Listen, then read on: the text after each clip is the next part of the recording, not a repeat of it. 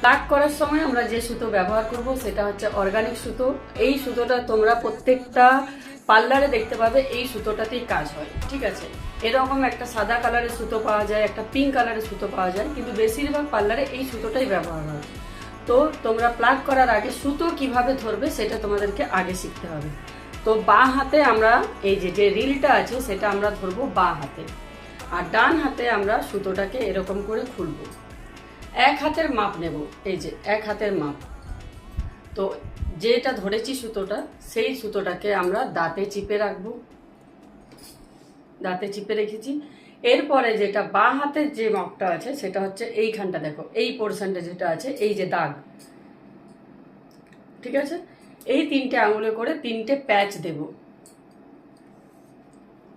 1 2 3।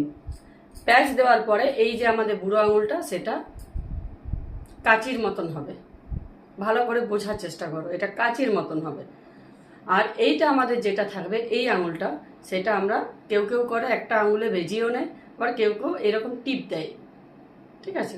এরপরে যেটা হবে সেটা এই যে কেমন করে চালাবে, এরপরে ভালো করে লক্ষ্য করো, দুটো হাত আর ফেস একসাথেই যাবে, ঠিক আছে। এই যে একটা আওয়াজ বেরোবে সুতোর থেকে।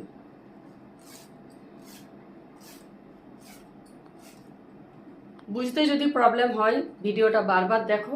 অবশ্যই তোমরা এই সুতোটা যদি চালাতে শিখে যাও তাহলে তোমাদের হাতে কপালে বসাতে কোনো রকম কোনো প্রবলেম হবে না। থ্যাংক ইউ সবাইকে।